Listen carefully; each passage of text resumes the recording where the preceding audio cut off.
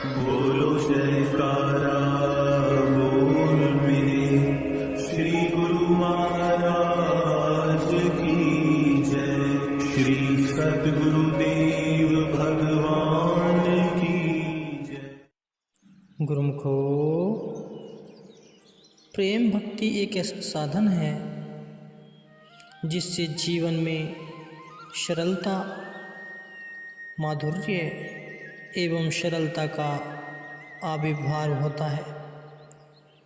सद्गुरु के चरणों में पहुंचकर उपरोक्त वर्णित चारों मुक्तियां प्रेमी को सहज में ही प्राप्त हो जाती हैं। कितना सरल है यह भक्ति पथ। श्री सद्गुरुदेव महाराज जी ने जो हम जीवों को भक्ति एवं प्रेम का मार्ग दर्शाया और श्री दरबार की रचना कर निष्काम सेवा का जो सिलसिला चलाया, वह केवल हमारी आत्मा के कल्याण के लिए ही किया गया।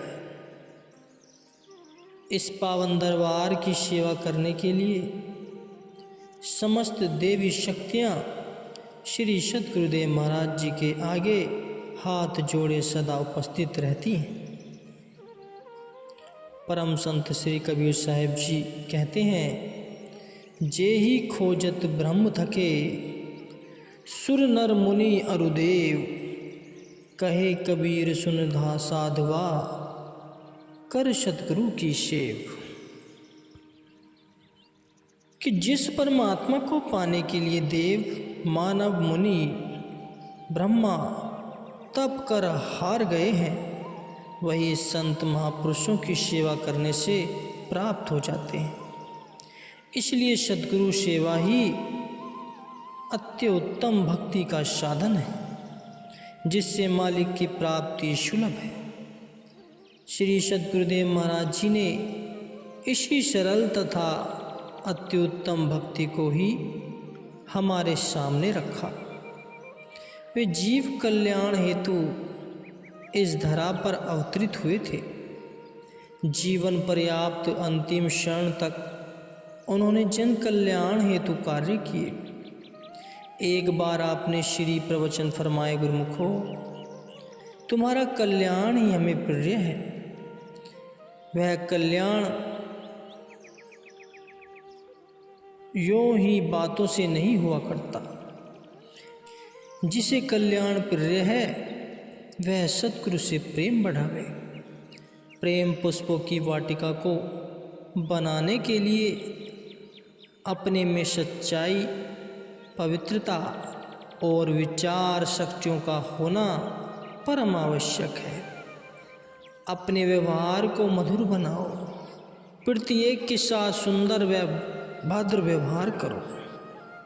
तुम्हारी प्रबल इच्छा क्या है कि श्री सद्गुरु का ध्यान बस जाए और वे हृदय के सिंहासन पर विराजमान हो जाए। मगर जैसे यह बाहर का सिंहासन साफ है, इस पर किसी प्रकार की मैल नजर नहीं आती, उसी प्रकार मन के सिंहासन को भी निर्मल, स्वच्छ और मलिनता से शून्य कर देना चाहिए। यदि सद्गुरु आ भी जाएं तो कहाँ बिठाओगे? सेवक का क्या धर्म है? यही कि सद्गुरु को समासीन करने के लिए परम स्वच्छ स्थान बनाकर उन्हें ऊंची जगह पर बिठाने की सुव्यवस्था करें। सद्गुरु की जगह विमल, पवित्र और ऊंची होनी चाहिए। यह विचार तो गुरुमुखों के दिल में ही होता ही है। इसलिए यह जरूरी है कि गुरुमुख सद्गुरु की आज्ञा व मौज में चलकर मन को दुर्गुणों से खाली करें और निर्मल विचारों को हृदय में परिपूर्ण करें। साथ में मस्तक में सद्गुरु के दर्शन करें। सद्गुरु के वचन ही जीवन की अपनी पूंजी है। सद्गुरु की प्रसन्नता में ही जीव का कल्याण है। अपने कल्याण से ही दूसरों का कल्याण हो सकता है। सद्गुरु का शब्द जीव को बहुत ऊंचा उठा ले जाना चाहता है। उनके नाम में, उनके ध्यान में और उनके प्रेम में ही जीवन है। प्रेम ही भगवान है, भगवान ही प्रेम है। दंडवत करना इस बात का चिन्ह है कि जीव मुर्दा बन गया। मृतक बनकर वह सतगुरु के आगे विनय कर रहा होता है कि हे दीन बंधु श्री सद्गुरुदेव, मैं निर्जीव हूँ, मुझ में प्राण नहीं है, आप मुझको जीवन प्रदान करें। जब सद्गुरु जी आज्ञा प्रदान करते हैं तब सेवक उठकर खड़ा हो जाता है, यानी सब सेवक को जीवन मिलता है। सद्गुरु जीवन के दाता हैं, केवल वे ही जीवन में हैं, बाकी समूचे जीव प्राणहीन हैं। कोई कितना ही माया, धन धान्य, ऐश्वर्य का स्वामी स्वयं को समझे, वास्तव में वह मृतक है, क्योंकि वह भक्ति और नाम से विहीन है, उसमें जिंदगी नहीं है।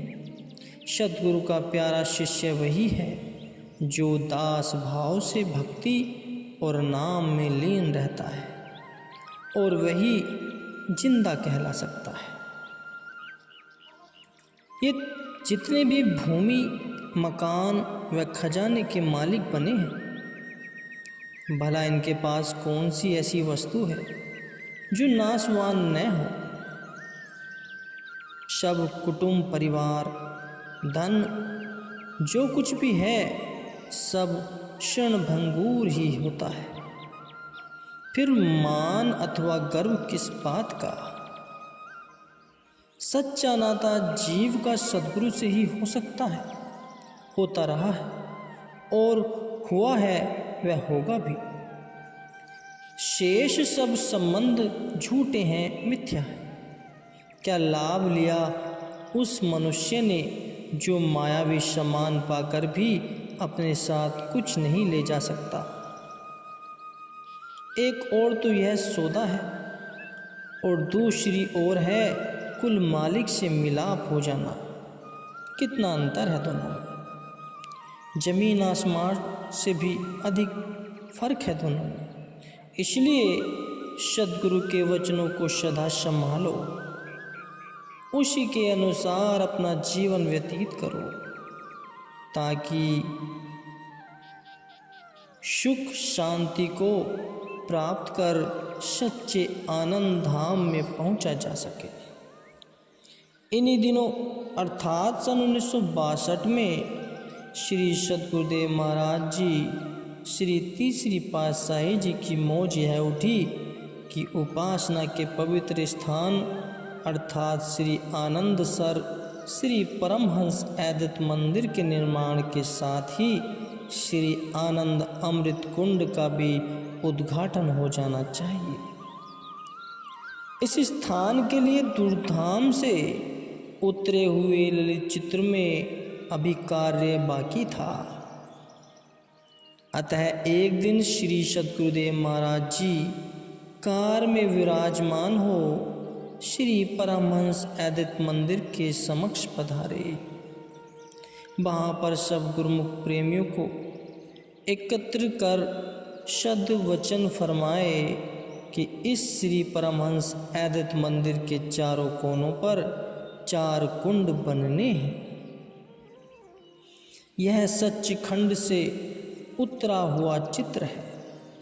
इनमें से केवल चरणामृत लेना होगा। इनका शुभ नाम श्री आनंद अमृत कुंड कहलाएगा। उसके बाद उद्घाटन भी निज कर कमलों से किया। सब संगत ने हर्ष खुशी के साथ जयकारे बोले। इसके पश्चात वहाँ पर प्रसाद बांटा गया। आपने उस दिन प्रेमियों को खूब प्रसाद दिया और कहा कि यह महापुरुषों का प्रसाद है। अर्थात इसमें उनकी कृपा भरी हुई होती है। जो गुरुमुख जितना अधिक श्रद्धा एवं विश्वास से इसे ग्रहण करता है वह उतना ही अधिक लाभ प्राप्त करता है। महापुरुषों की कृपा तो गुरुमुखों का जीवन है। इस प्रकार श्री दर्शन तथा पावन वचनों का रसपान कर सभी प्रेमी सद्गुरुदेव महाराज जी के साथ निवास स्थान पर लौट आए। श्री मौज अनुसार यह कार्य आरंभ हो गया। कुछ समय में चारों ओर की नींव भर दी गई तथा मध्य भाग की जमीन को समतल बनाकर चारों ओर की सीमा तैयार कर दी गई। यह स्थान अभी निर्माणाधीन है। इन दिनों आप प्रेमियों को भक्ति का मार्ग दिखाकर स्वयं यहाँ से दैहिक रूप से जाने की तैयारी कर रहे थे, लेकिन आपके वचनों का रहस्य कोई भी न समझ सका। सन 1962 में आप एक बार श्री परमहंस अद्वैत मंदिर की सेवा पर विराजमान हुए, जहाँ श्री परमहंस विभूतियाँ अर्थात श्री परमहंस दयाल जी, श्री प्रथम पातशाही जी, श्री परमहंस सद्गुरु जी, श्री दूसरी पातशाही जी व परमहंस सद्गुरु देव जी तीसरी पातशाही जी की श्री मूर्तियाँ विराजमान हैं। उस स्थान की ओर संकेत कर श्री तीसरी पातशाही जी ने कहा कि अब हम यहीं बैठकर भजन अभ्यास करवाएंगे। भजन अभ्यास के लिए एकांत स्थान होना चाहिए। इसके पश्चात कार में विराजमान होकर आपने श्री आनंद सर की संपूर्ण परिधि की परिक्रमा की। पुनः श्री चरणों में इस क्षेत्र की समग्र भूमि को पवित्र कर श्री परमहंस अद्वैत मंदिर के ठीक पश्चिम दिशा के मध्य में श्री आनंद सर के तट से कुछ दूरी पर पूरा हिसाब लगाकर उस स्थान पर पधारे जिस स्थान की ओर कुछ समय पहले संकेत किया था। कार से नीचे उतरकर सीधे उस स्थान पर जाकर खड़े हो गए जिस स्थान पर इस समय परम पवित्र श्री आनंद शांति भवन स्थित है। महात्मा नित्य प्रेमानंद जी उस समय साथ थे। उनको श्री आज्ञा फरमाई कि अशांत रूहों को शांति प्रदान किया करेंगे। आपने कहा कि यहाँ श्री आनंद शांति भवन बनेगा। किसी को क्या मालूम कि इसमें क्या रहस्य है। सबने यही समझा कि शायद यह तीर्थ स्थान बनने के लिए श्री मंदिर का निर्माण करवा रहे हैं। महापुरुषों के गूढ़ रहस्य को कौन समझ सकता है। जैसे जैसे आप अपने अंतर्हीन ओझल हो जाने की तैयारी करने लगे, वैसे वैसे जीव कल्याण की लगन भी अधिक अधिक बढ़ती गई। आपकी सेहत सुकोमल हो चुकी थी। 24 वर्ष अन्न त्याग करने पर भी इतना कार्य करना कोई सरल बात नहीं थी। श्री सद्गुरुदेव महाराज जी ने रूहानी जानशीनी के 4-5 वर्ष पश्चात अपनी मौज के अनुसार अन्न का बिल्कुल त्याग कर दिया था। केवल आहार मात्र थोड़ा सा शाक पालक आदि का रस ही सेवन कर लेते थे। यह तो महापुरुष ही जानते हैं कि वे ऐसा क्यों किया करते हैं। फिर भी अंतिम क्षण तक परमात्मा के पद पर अग्रसर होकर जन जन को लाभान्वित करते रहे। मुखमंडल पर ऐसी दिव्य आभा इकट्ठी थी कि जिसे एक टक निहारना असंभव था। गुरुमुख हो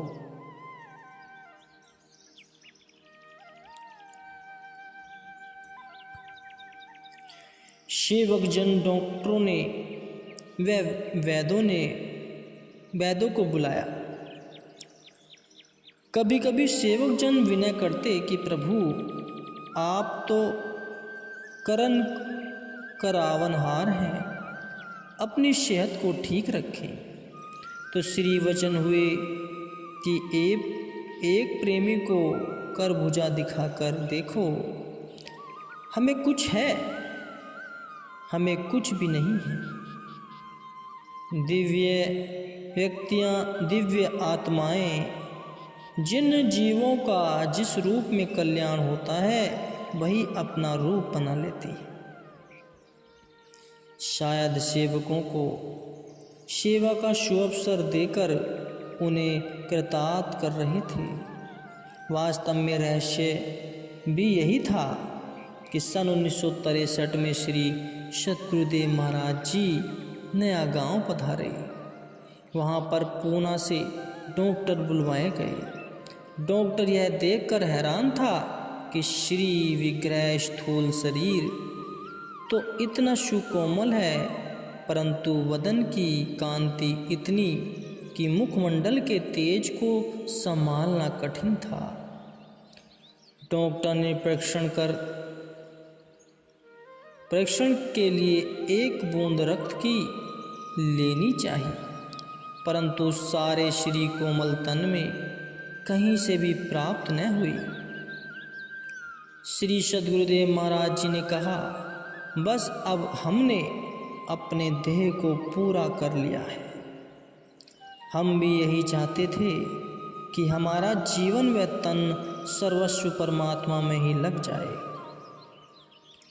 उन्हें ऐसी प्रसन्नता और सुमधुर वाणी में श्री वचन करते हुए देखकर डॉक्टर ने लंबी सांस भरकर कहा कि यह कोई मानवीय शक्ति नहीं, अपितु कोई महान शक्ति है, जिसकी इस बुद्धि द्वारा पहचान कर सकना अति कठिन है। गुरुमुखो।